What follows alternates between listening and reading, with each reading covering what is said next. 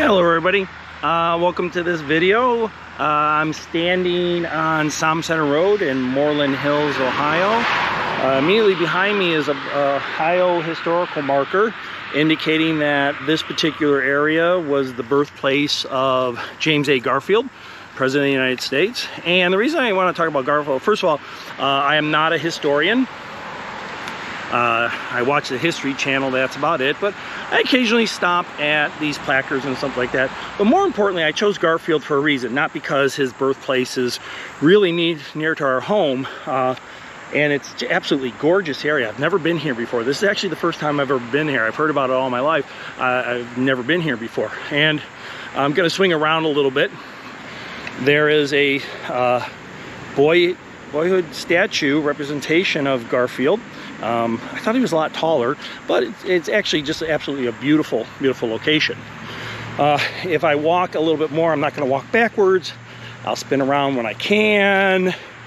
There is the replica log cabin or similar design in which Garfield was born. It's not the real one. That was probably lost many years ago. He was born in 1831. This is just a replica.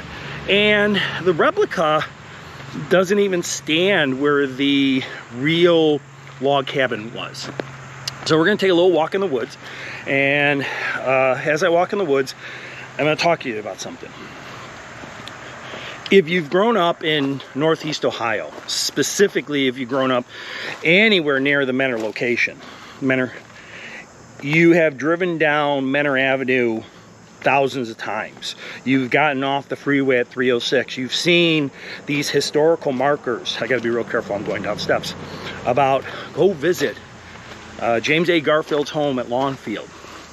And again, if you grew up in Menor, you probably passed it hundreds of times in your life to the point where it's a nicety, but you don't give it much thought. Now you gotta remember when that house was built, that was in the middle of his life. He was a representative from the state of Ohio. He was going to run for the President of the United States. He was an officer in the Civil War. He was a minister. He was a school teacher. So by the time he built that house, it really was in the middle of his life. Again, I'm not a history teacher. I basically know the bullet points of Garfield, but they talk about that house on Menor Avenue, Lawnfield, as he would give speeches from his port, campaign speeches as the President of the United States from that house. And in today's world, I can't even imagine that. But again, this would be in the 1880s. He ran for president in 1880. Won, and then was inaugurated in 1881. Sadly, again, one of those bullet pointed items in his life was he was assassinated. He was shot, lingered, doctors couldn't heal him, and eventually passed away from sepsis or infection. But Lawnfield is an analogy of we are so familiar of meeting people really in the middle of their lives. Okay, I know that sounds silly, but if you saw Garfield at that point in his life, he was extremely successful. And you've seen that house again many times. I decided to come out to his birth location, the woods in which he roamed, because I want to talk about beginnings. We all come into this world with zero knowledge. We're blank slates. I don't care what course you take. This is not a history course. I teach ITCS. I don't care what course you come into. Nobody is born with this knowledge.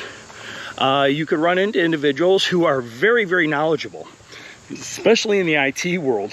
It seems like the younger the kids, the more knowledgeable they are about IT and IT technology. Well, they learned it somehow, some way. Maybe they learned it just through picking it up. Maybe they picked up a book or something. They had to learn that knowledge. And through hard work, dedication, whatever, they acquired more knowledge. And this is for all of us. We all do that.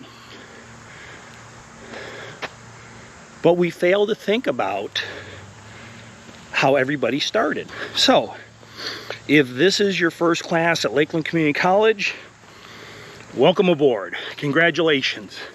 What can I do to help you? If this is your first college class, you're probably terrified. Maybe you finished high school. Maybe you finished high school 10 years ago and you're going back to school and you say, I want a college degree. You're terrified, and you're probably terrified because somewhere along the lines you convinced yourself that everybody in the room is smarter than you, or everybody in the room knows more than you. And that's not really the case. Maybe those people were on the path a little bit longer than you, so they have more knowledge. Maybe they have more knowledge of a particular subject, but nobody's born with this knowledge. So I'm almost there, and coming close to a big rock. I'll zoom into the big rock for you. And basically this big rock is a historical marker indicating that they assume that this was the location in which the cabin that James A. Garfield was born. Again, it's absolutely a breathtaking location. I'm trying to be real careful because it butts up to private property, and I'm actually looking into people's backyards, so I'm trying to be as respectful as possible on this. There's signs along the path I just took. I'm sorry, I'm a little winded. There's some up and down little gullies you have to go through. But there's signs along the path explaining Garfield, and most of them are not so much historical as somewhat inspirational. For example, there's a sign indicating that of all the places Garfield has been, again, he was born in Moreland Hills, Ohio, right where I'm standing here. He was a Civil War officer and probably saw a lot of bad things in the Civil War. He was a representative from the state of Ohio, president of the United States. He was a minister, he was a teacher, he had a lot of background, yet he called this area that I'm walking in right now, he called this area his Greenwich. Now, for those who are not aware of it, Greenwich, where the word Greenwich Mean Time come from, is a location in England where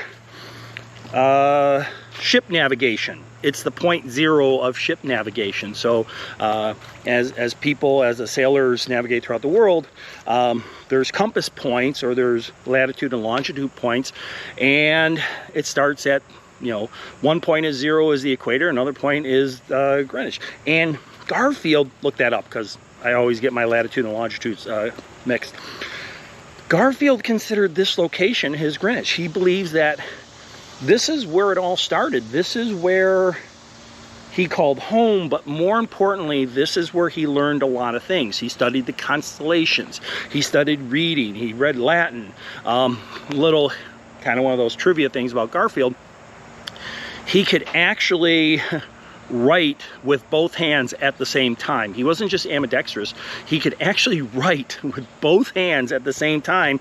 And to really show his intelligence, one hand he could write in English, and the other hand he would write in Latin. Just absolutely fascinating man. Again, I'm not a historian. That's more of those little trivia things that you might read in a newspaper. But he called this his Greenwich. Where's your Greenwich? Are you starting college? Is this the FYEX course that I'm teaching? Is it one of my networking courses? Is it a 1007 course? We're all starting. So don't be frustrated. Don't be scared. At any point during the educational process, I don't care if you're one of my current students or you eventually become one of my former students, if you have questions about this stuff, please feel free to reach out to me and I'll walk you through it. I strongly encourage you to get in the car someday, drive up Som Center Road, look for the historical marker, and take a walk around these woods. Like I said, they are really incredible. So, with that being said, let's go on and learn something.